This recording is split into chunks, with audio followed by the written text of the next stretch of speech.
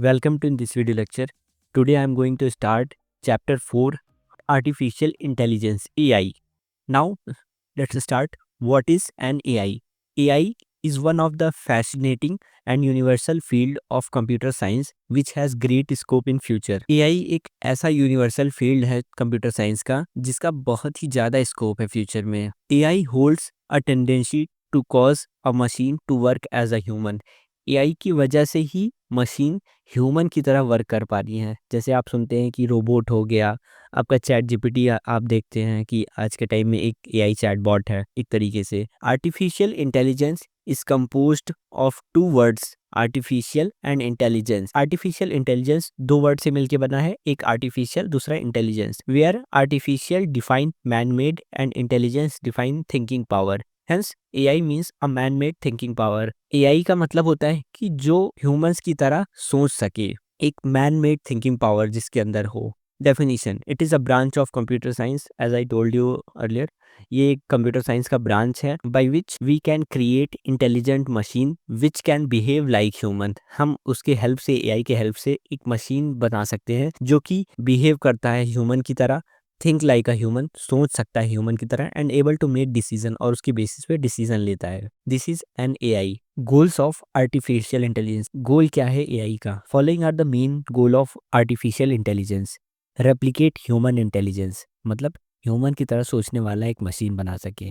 Solve knowledge intensive task, ऐसा knowledge intensive task को solve कर सके वो प्रॉब्लम्स को. An intelligent connection of perception and action, मतलब कि क्या उसे इनपुट मिल रहा है और क्या आउटपुट एक्शन उसे परफॉर्म करना है, ये उसका गोल है. Creating some system which can exhibit intelligent behaviour, learn new thing by itself, demonstrate, explain and can advise to its user. Means वो एक ऐसा बिहेवियर डेवलप करे जो खुद से लर्न कर सके और बता सके, एक्सप्लेन कर सके कि और एडवाइस कर सके किसी भी टॉपिक पर, किसी भी प्रॉब्लम पर जो भी यूजर पूछे. आप एक बार चैट जीपीटी यूज करके देखिएगा, आप जो कहेंगे उस बेसिस पे वो कई सारे सॉल्यूशंस देगा. तो वो एक एग्जांपल है एआई का, आर्टिफिशियल इंटेलिजेंस का.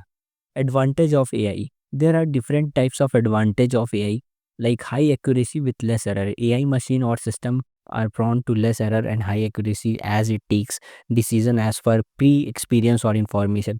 मतलब उनको कुछ अमाउंट ऑफ डेटा पे ट्रेन किया जाता है, मतलब उनको सिखाया जाता है पहले, और उसी बेसिस पे, उसी एक्सपीरियंस के बेसिस पे वो अपने रिजल्ट्स को देते हैं और वो हाईली एक्यूरेट होते हैं और लेस एरर होते हैं, उसमें एरर कम होती है. Speed. AI system can be very high speed and fast decision making. Because of that AI system can beat a chess champion in the chess game.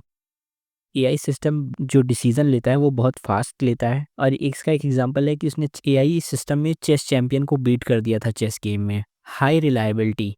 AI machine are highly reliable and can perform the same action multiple times with high accuracy. और AI machine highly reliable होता है, means same task को multiple times repeat करके perform कर सकता है. अगर कोई ह्यूमन होगा उसमें रिपीट करने को कहेंगे, कुछ ना कुछ गलतियां आ ही जाएंगी, बट ये हाईली एक्यूरेसी के साथ उस काम को कर देता है. Useful for risk areas. AI machine can be helpful in situations such as diffusing a bomb, exploring the ocean floor, where to employ a human can be risky. AI machine क्या कर सकता है? बॉम्ब को diffuse कर सकता है, उसको ऐसा ट्रेन किया गया रहता है. अगर हम किसी इंसान को भेजेंगे तो वो वहाँ पर रिस्की हो सकता है, बट एआई मशीन है, फिर से बन जाएगी और वो डिफ्यूज़ भी कर सकता है. Digital assistant. AI can be very useful for to provide digital assistant to the user, such as AI technology is currently used by various e-commerce website to show the product as per customer requirement. तो AI का use e-commerce websites पर हो रहा है कि आपने कुछ search किया और वहाँ पर क्या रिक्वायरमेंट है उसको एनालाइज कर उस यूज़र को वो प्रोडक्ट शो करने लगता है automatic. Useful as a public utility. AI can be very useful for public utilities such as self driving car. AI का यूज़ सेल्फ ड्राइविंग कार में हो रहा है, which can make our journey safer and hassle free. Facial recognition for security purpose. आप face lock देख सकते हैं. जो भी सिस्टम्स बन रहे हैं उसमें एआई का यूज़ हो रहा है. Natural language processing to communicate with the human in human language, और एनएलपी कहते हैं इसको शॉर्ट फॉर्म में.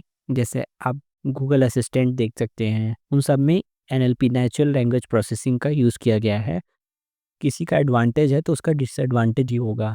Now, disadvantage of AI. Every technology has some disadvantage, and same goes for artificial intelligence. Being so advantageous technology, still it has some disadvantage which we need to keep in our mind while creating an AI system. ना advantage होने के साथ भी इसमें कुछ सम disadvantage भी हैं, और कभी भी AI सिस्टम बनाते वक्त आपको ये चीज़ें ध्यान में रखनी चाहिए. High cost. The hardware and software requirement of AI is very costly as it required lots of maintenance to meet the current world requirement. तो सॉफ्टवेयर जो रिक्वायर्ड होते हैं, हार्डवेयर जो रिक्वायर्ड होते हैं, वो बहुत कॉस्टली होते हैं और उनको हमें मेंटेन भी करते रहना होगा करंट वर्ल्ड रिक्वायरमेंट के साथ, जो अभी रिक्वायरमेंट चल रही है वर्ल्ड में. Can't think out of the box. Even we are making smarter machine with AI. हम कितना भी स्मार्ट मशीन बना ले AI के हेल्प से, but still they can't work out of the box. वो बहुत ज़्यादा नहीं सोच सकता, as the robot will only do that work which for which they are trained and program. मैंने जैसे आपको बताया, जिसके लिए उनको ट्रेनिंग दिया गया है, जिसके लिए उनमें प्रोग्राम लिखे गए हैं, वही काम वो अच्छे से कर पाएंगे. अगर हम उससे ज़्यादा कोई हार्ड वर्क, मतलब वो जो जानते नहीं है उसको दे देंगे, तो उसमें एरर आएंगे ही आएंगे. मतलब उससे ज़्यादा वो काम नहीं कर सकते. No feeling and emotion. AI machine can be outstanding performer but still does not have the feeling, so it can not make any kind of emotional attachment with human. ये कोई इमोशनल अटैचमेंट नहीं रख सकते humans के साथ, and may some time be harmful for user if the proper care is not taken. अगर proper तरीके से इसका केयर नहीं किया गया तो ये हार्मफुल भी हो सकते हैं ह्यूमंस के लिए. जैसे कि आप मूवी देख सकते हैं robot 2.0. Increase dependency on machines. With the increment of technology, people are getting more dependent on devices and hence they are losing their mental capabilities. With the passage of time, मतलब time जैसे जैसे बीत रहा है, जो humans हैं वो machines पर ही डिपेंड होते जा रहे हैं और उनकी मेंटल कैपेबिलिटी कम होती जा रही है. आप अपनी डेली लाइफ में भी देख सकते हैं कि हम कैसे मशीन्स का यूज़ करते जा रहे हैं और इसका डिपेंडेंसी बढ़ती ही जा रही है. No original creativity. As a human are so creative and can imagine some new ideas, but still AI machine can't beat this power of human intelligence. मतलब AI इस पावर को नहीं बीट कर पा रही है. And can not be creative and imaginative. वो इतना क्रिएटिव और इमेजिनेटिव नहीं हो सकता.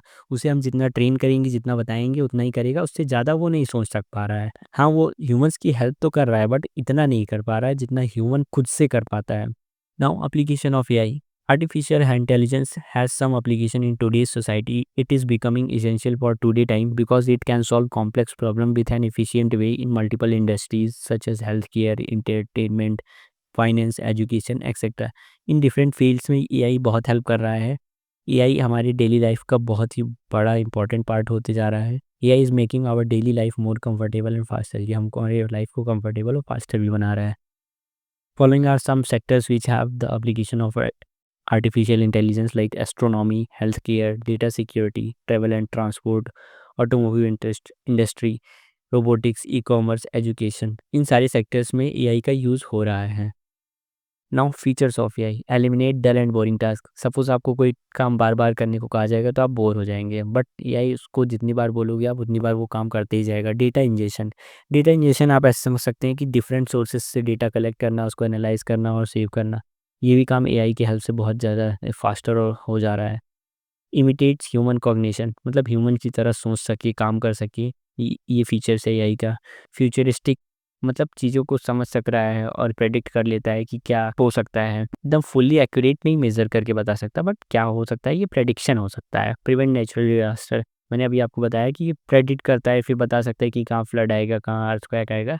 Not 100% but some amount of percent. Facial recognition and chatbot. Chatbot तो आप डेली लाइफ में यूज़ करते होंगे. कोई भी शॉपिंग कार्ट यूज़ करिए, फ्लिपकार्ट हो गया, अमेजोन हो गया, मिंत्रा हो गया, वहाँ पर चैटबॉट होते हैं. Types of artificial intelligence. There are mainly two types of main categories which are based on capability and based on functionality of AI.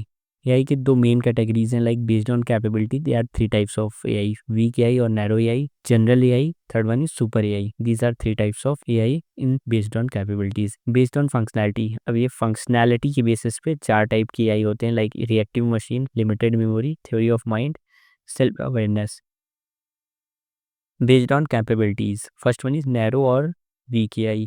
Narrow AI is a type of AI which is able to perform dedicated task with intelligence. ये एक कोई dedicated task होगा, उसको अच्छे से perform करेगा. The most common and currently available AI is narrow AI in the world of artificial intelligence. ये बहुत ही common है और हर जगह available AI है. इसको हम नैरो AI कहते हैं. Narrow AI can't perform beyond its field or limitation. ये उससे ज़्यादा कोई काम नहीं कर सकता जितना इसे बताया जाएगा. As it only train for one specific task. ये कोई एक स्पेसिफिक टास्क ही परफॉर्म कर सकता है. Hence it is also termed as weak AI. इसको वीक AI भी कहा जाता है. Narrow AI can fail in unpredictable ways if it goes beyond its limit. अगर आप इससे उसकी लिमिट से ज़्यादा कोई चीज़ एक्सपेक्ट करेंगे, करवाएँगे काम, तो ये फ़ेल हो सकता है, ये काम ना करे। Some example of narrow AI are playing chess, purchasing suggestion. वो चेस खेलने के लिए वो एआई मशीन बनाई गई है, तो वो चेस ही खेल पाएगा। कोई परचेज़िंग सजेशन दिखाना है ऑन ई-कॉमर्स साइट पे, तो वो वही काम कर पाएगा, बाकी अदर काम नहीं कर पाएगा। Self driving car, speech recognition, image recognition. Next one is general AI. General AI is a type of intelligence which would perform any intellectual task with efficiency like human. ये कोई भी टास्क परफॉर्म करेगा with the efficiency like human, जैसी human की efficiency है उसी के साथ। The idea behind the general AI to make such a system which could be smarter and think like a human by its own currently. मतलब इस general AI का purpose क्या थी, वो ह्यूमन की तरह सोच सके, उसकी तरह स्मार्टली वर्क कर सके। There is no such system exist which वो could come under general AI and can perform any task as perfect as human. अभी तक तो ऐसा कोई एआई आया नहीं है जनरल एआई के अंदर कि जो ह्यूमन की तरह ऐसा परफेक्ट काम से कर सके जो भी रिक्वायरमेंट है। World wide research are now focused on developing machine with general AI. अभी वर्ल्ड है पूरा रिसर्च कर रहा है, फोकस कर रहा है, जनरल एआई बनाने की कोशिश कर रहा है। As system with general AI are still under research. मैंने अभी बताया कि रिसर्च चल रही है इस पर, and it will take lots of effort and time to develop such system. ऐसा सिस्टम बनाने के लिए बहुत टाइम लगेगा कि जो ह्यूमन की तरह एकदम परफेक्टली कोई काम कर सके। Now super AI. Super AI is a level of intelligence of system at which machine could surpass human intelligence. मतलब सुपर एआई ऐसा एआई हो सकता है जो कि ह्यूमन इंटेलिजेंस को भी पीछे छोड़ दे, and can perform any task better than human with cognitive properties.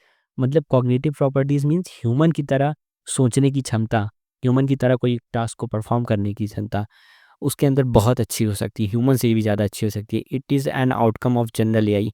ये एक आउटकम हो सकता है जनरल एआई का, उससे भी ज़्यादा अच्छा। Some key characteristic of strong AI include super AI, और we can say strong AI include capabilities, include the ability to think, to reason, to solve the puzzle, make judgment, plan, learn, communicate by its own। मतलब वो कोई भी puzzle को solve कर सके, judgement को कोई डिसीजन ले सके, और कम्युनिकेट कर सके। Super AI is still a hypothetical concept of artificial intelligence. Development of such system is real is still world changing task. So this is an hypothetical concept, we can say काल्पनिक imaginary AI we can say. Next is based on the functionality. Reactive machine, first one. Purely reactive machine are the most basic type of intelligence। और जो ये reactive machine होता है ये basic type of AI है। Such AI system do not store memories, past experience for future actions। ये कोई भी memories और past experience को store नहीं करता future action, कोई भी action perform करने के लिए। ये इसकी functionality के basis पे है। These machine only focus on current scenario and react on as per possible best action। इसको आप अगर कुछ 10 ऑप्शन देंगे तो उस 10 ऑप्शंस में क्या बेस्ट है करंट के लिए वो उसको बता देगा। अगर आप सोचेंगे कि पास्ट में ये चीज़ें बहुत अच्छी परफॉर्म की थी उसके बेसिस पे बताए, तो ऐसा नहीं होगा, ये करंट में जो अच्छा होगा वही बता देगा।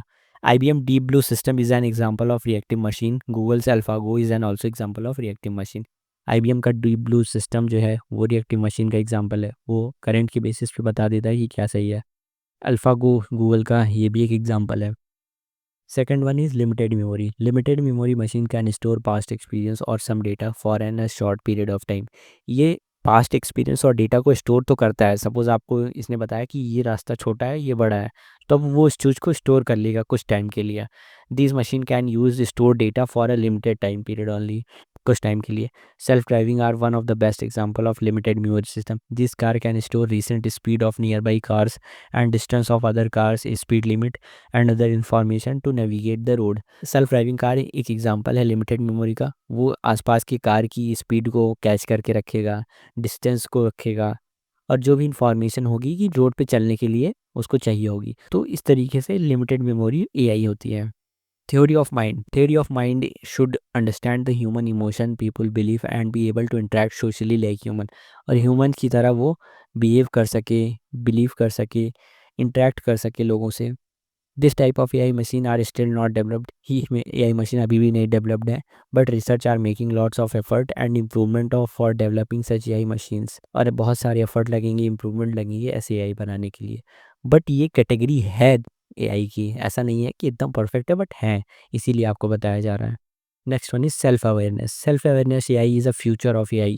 ये एक ऐसा एआई हो सकता है फ्यूचर में जो कि खुद ही अवेयर हो सके हर चीज़ों के लिए। This machine will be super intelligent and will have their own consciousness, sentiment in self awareness. We can say human, इसका खुद का कॉन्शियसनेस होगा, सेंटिमेंट होगा, अवेयरनेस होगी।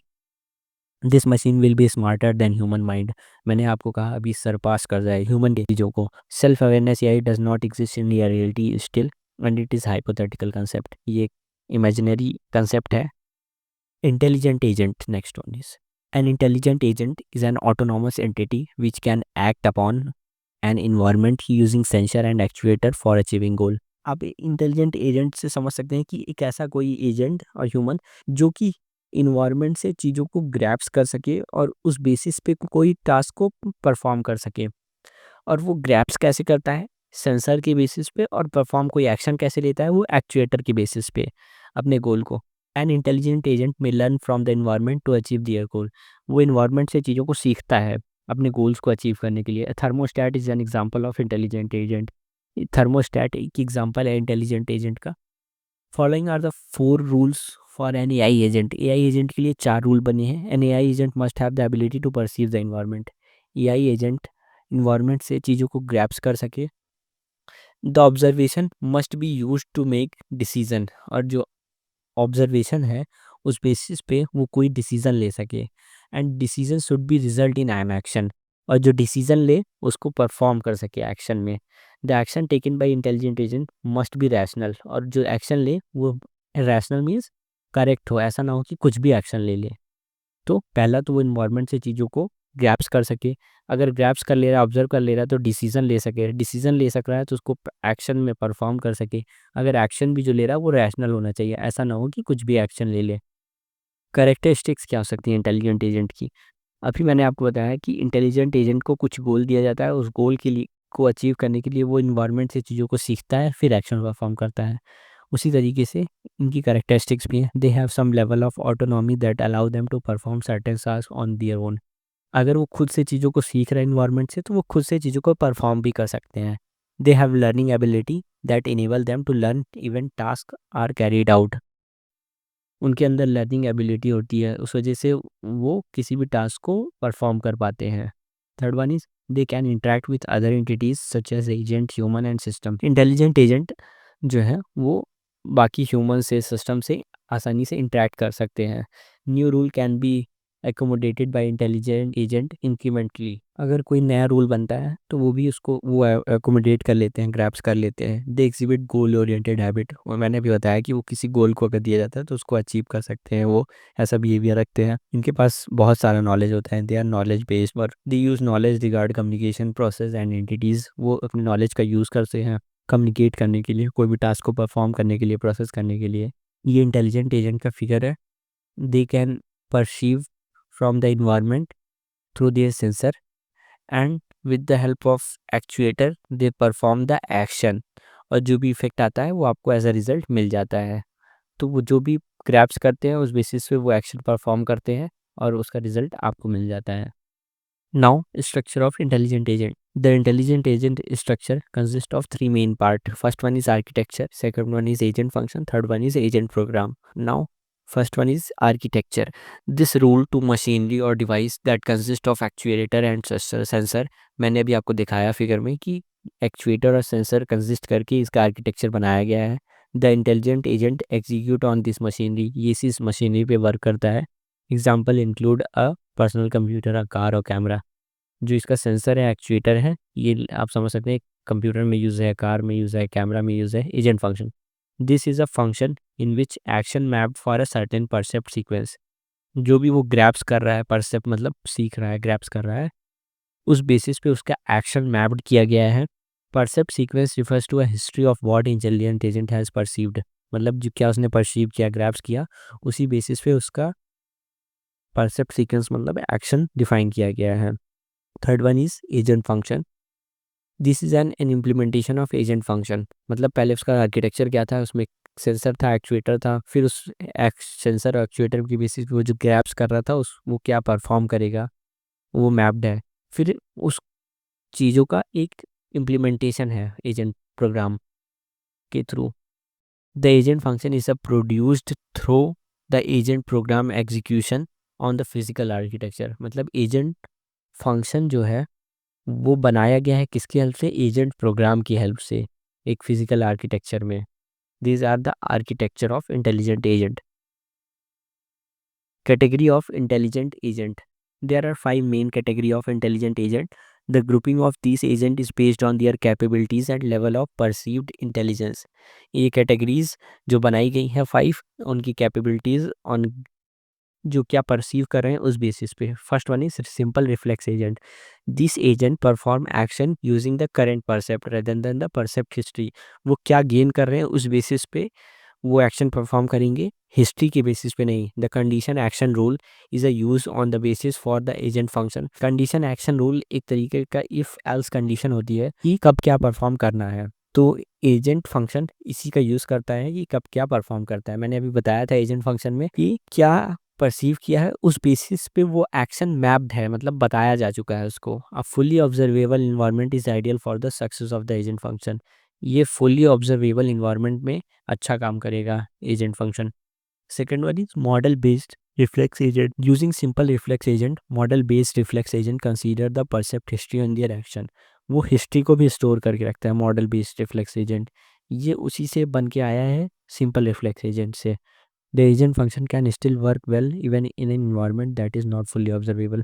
मतलब कि वो इन्वायरमेंट से हर चीज़ें नहीं सीख पा रहा है, उसमें भी मॉडल बेस्ड रिफ्लेक्स एजेंट अच्छा परफॉर्म करेगा. क्यों अच्छा परफॉर्म करेगा? क्योंकि ये अपने पास चीज़ों को स्टोर करके रख रहा है हिस्ट्री को. वो नहीं कर पा रहा था सिंपल रिफ्लेक्स एजेंट. क्यों?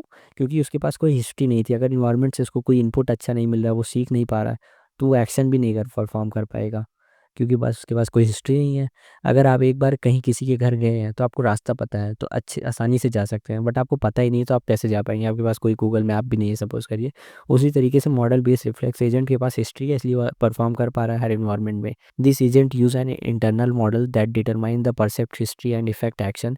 दे reflect on certain aspect of the present state that have been unobserved. ये जो एजेंट होते हैं एक इंटरनल मॉडल को यूज़ करते हैं जो कि डिटरमाइन करता है परसेंट हिस्ट्री को और इफेक्ट क्या होगा एक्शंस का, उस बेसिस पे ये चीज़ों को परफॉर्म करते हैं. They reflect on certain aspect on the present state that have been unobserved. Third one is goal based agent.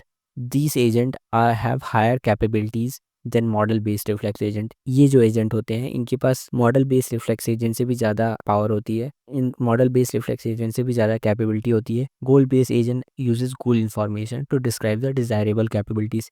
ये गोल इन्फॉर्मेशन का यूज़ करते हैं कोई भी काम को करने के लिए. They allow them to choose among various possibilities. इस वजह से वो हेल्प करते हैं कि बहुत सारी चीज़ों में से क्या परफेक्ट है चूज करना.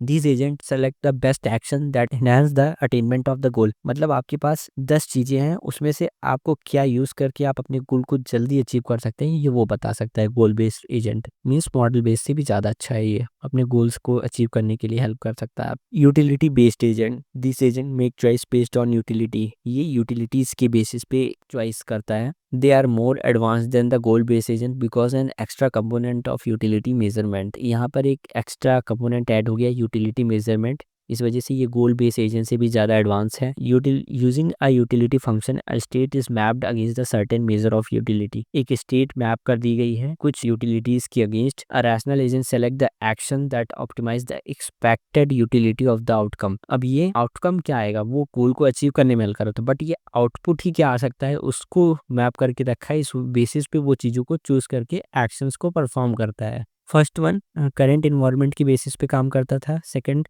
हिस्ट्री की बेसिस पे काम करता था. थर्ड गोल की बेसिस पे, हमारा गोल क्या है. फोर्थ वन यूटिलिटी मतलब आउटकम ही क्या आएगा उसके बेसिस पे काम करता है. Fifth one learning agent. These are the agent that have the capability of learning from their previous experience. ये अपने प्रीवियस एक्सपीरियंस के बेसिस पे चीज़ों को सीखता है फिर चीज़ों को परफॉर्म करता है. ये हमारा लर्निंग एजेंट है.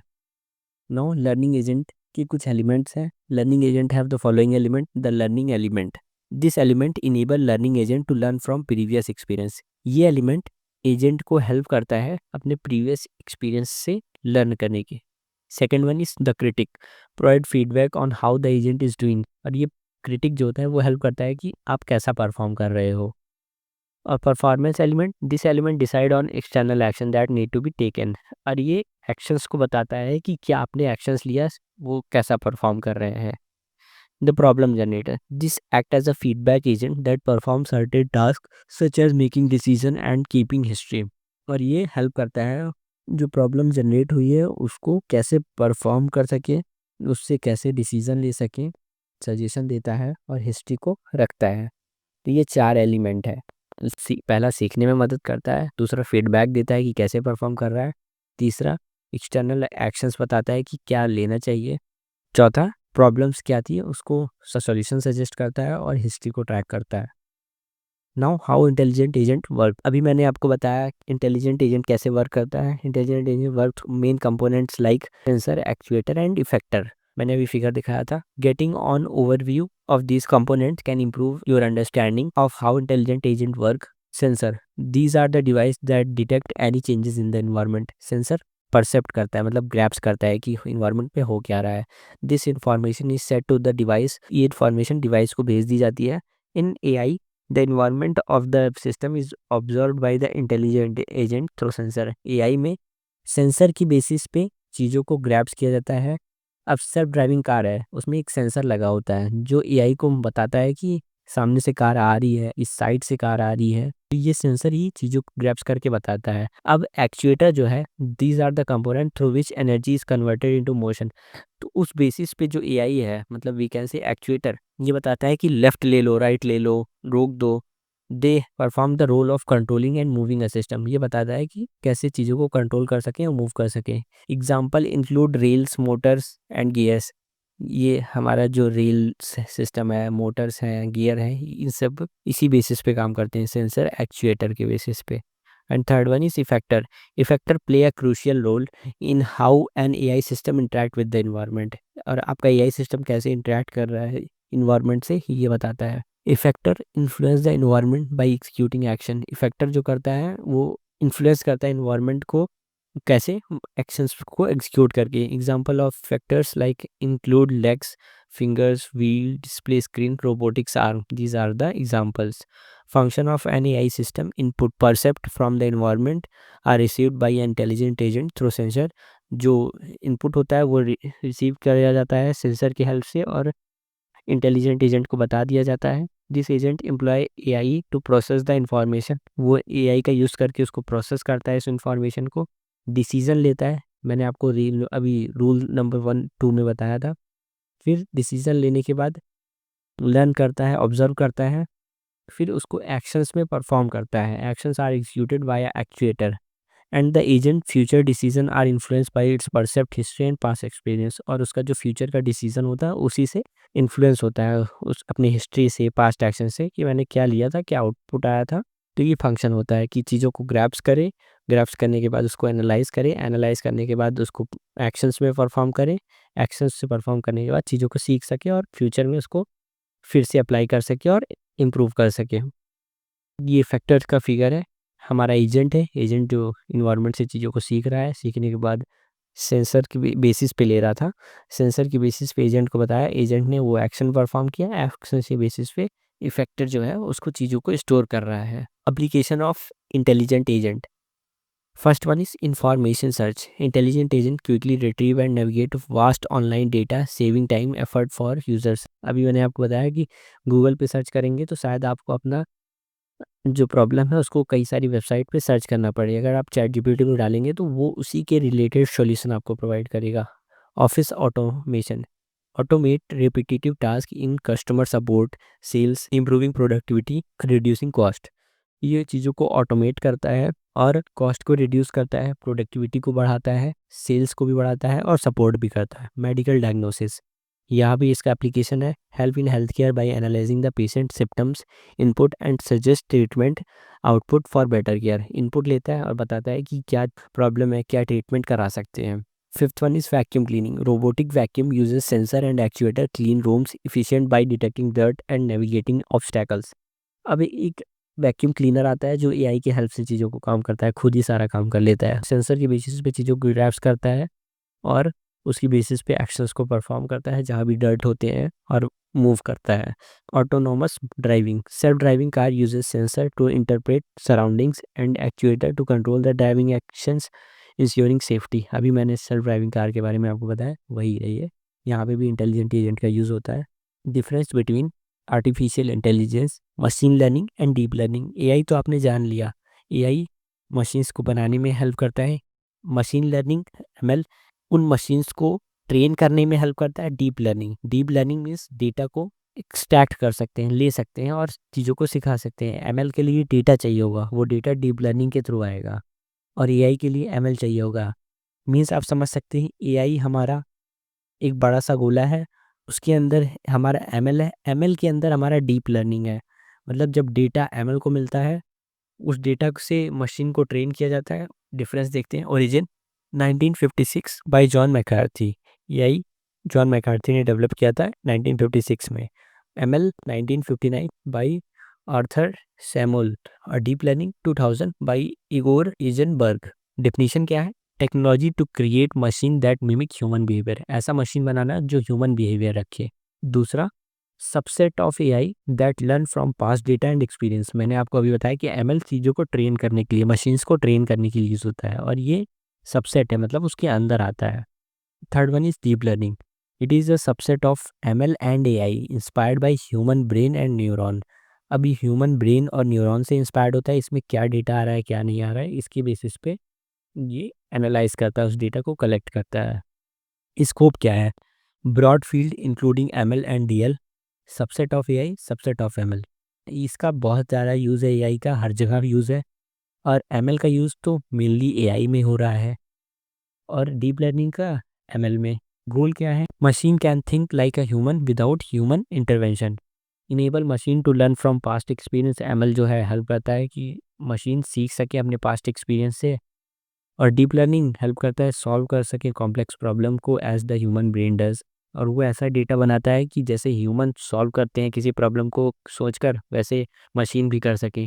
Data types structured and semi structured data are required. AI में दोनों तरीके के डेटा अवेलेबल होते हैं, स्ट्रक्चर्ड और सेमी स्ट्रक्चर्ड। एमएल में भी सेम ही है, बट डीप लर्निंग में स्ट्रक्चर और अनस्ट्रक्चर्ड दो तरीके के डेटा होते हैं। या तो सही होंगे या तो अनस्ट्रक्चर्ड ही होंगे randomly.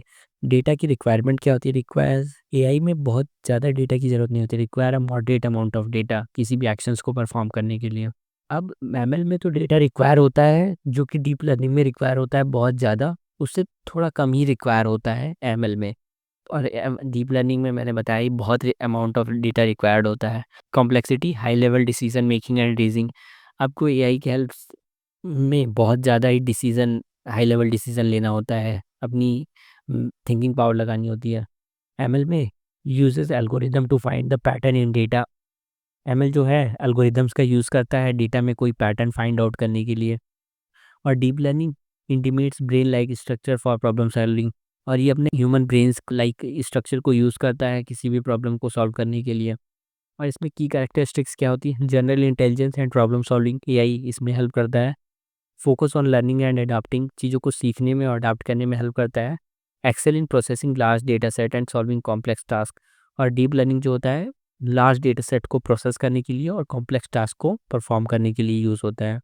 These are the difference between AI, ML and deep learning. ये एक डिफरेंस है, मैंने आपको बता दिया। मे बी आपके बोर्ड एग्जाम में पूछ सकते हैं कि आपको किसी और सब्जेक्ट में भी डाउट्स हैं या इश्यूज़ हैं, सो आप उस सब्जेक्ट का नेम कमेंट कर दीजिए, मैं उससे रिलेटेड वीडियोस डालने की कोशिश करूँगा। Now let's start. Definition of a drone. According to the most dictionaries, a drone is an unmanned aircraft or ship guided by remote control और onboard computers. Means बहुत सारी डिक्शनरीज के अकॉर्डिंग जो drone है वो एक ऐसा एयरक्राफ्ट है और शिप है जो कि रिमोट से गाइड होता है। अनमैन्ड मीन्स जिसको कोई पायलट नहीं रन करता, वो रिमोटली कंट्रोल होता है किसी सॉफ्टवेयर से या कंप्यूटर से। A drone is a flying robot that can be remotely controlled or can operate autonomously using software control fight planes. Means जो ड्रोन होते हैं वो फ्लाइंग रोबोट होते हैं, मतलब एक उड़ते हुए रोबोट्स होते हैं जो कि रिमोटली कंट्रोल किए जाते हैं रिमोट से।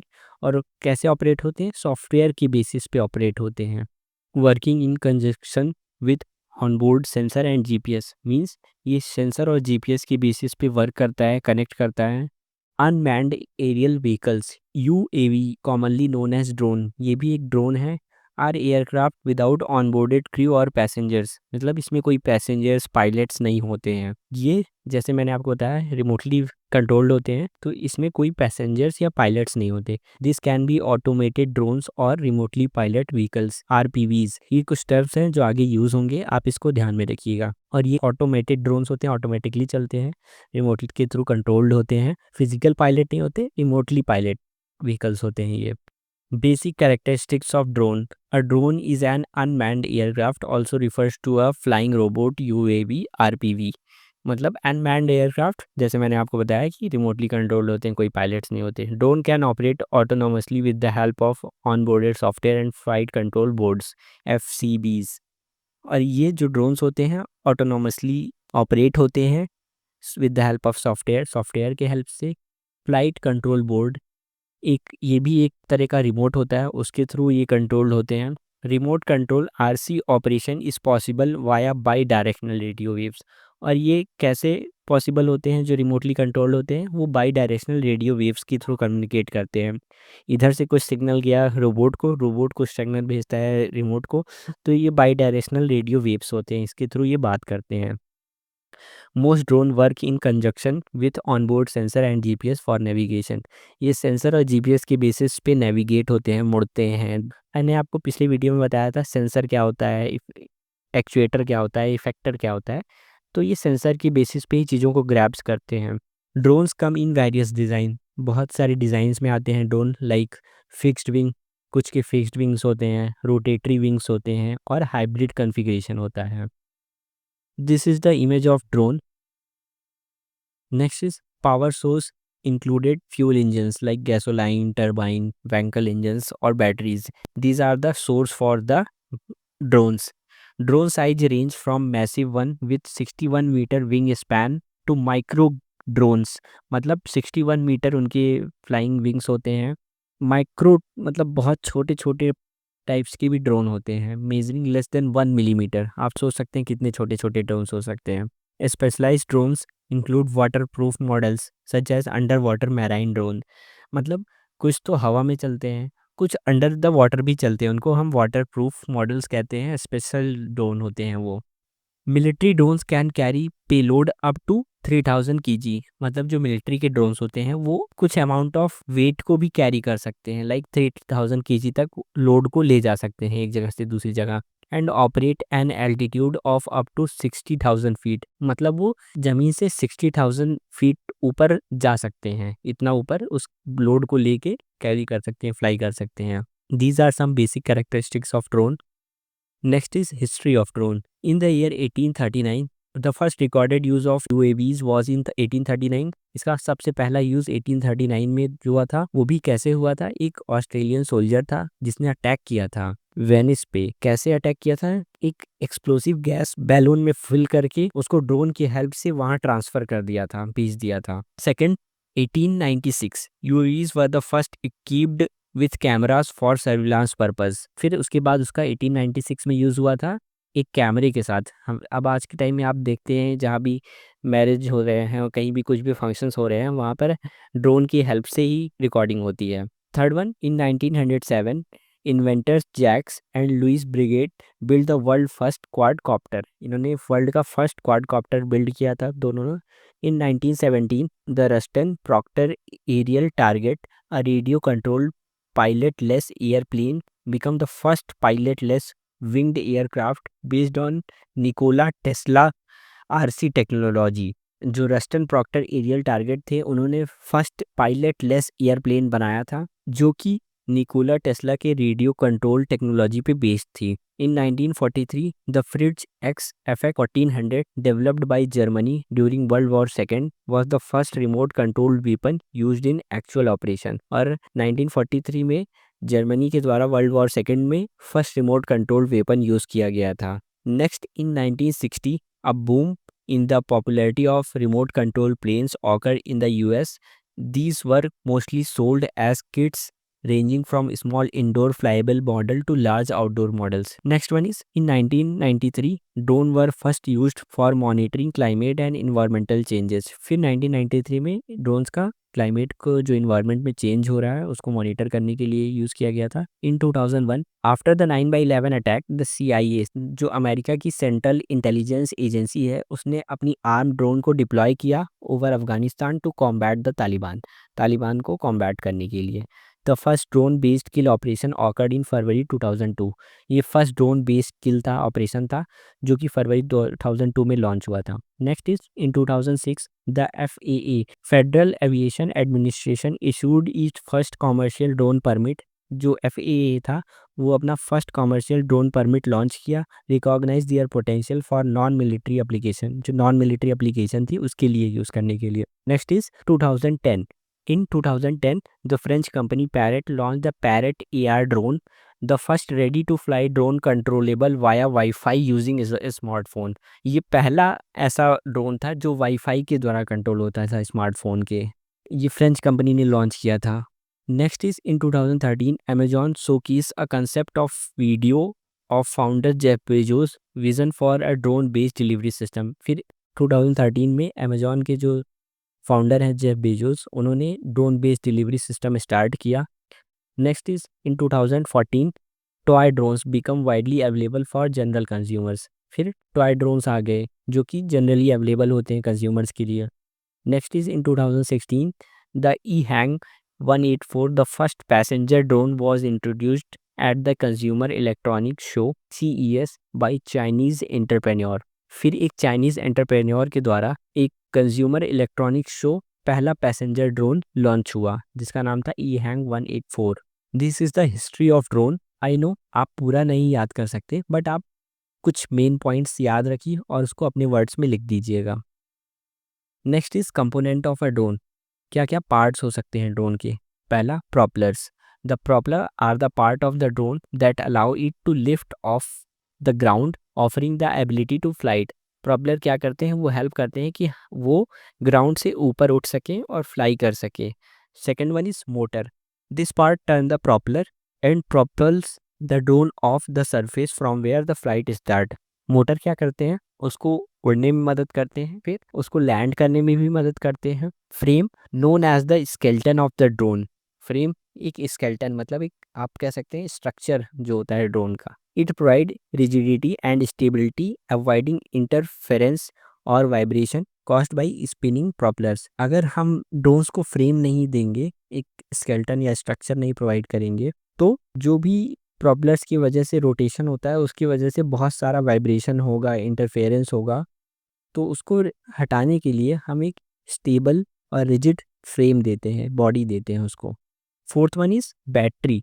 The batteries transmit the power to the drone. Battery जो होता है वो पावर प्रोवाइड करता है ड्रोन को। Different types of batteries are used but the most common are lithium polymers. बहुत सारे टाइप की बैटरीज यूज़ होती हैं बट कॉमनली क्या यूज़ होता है? लिथियम पॉलीमर बैटरी ही यूज़ होता है।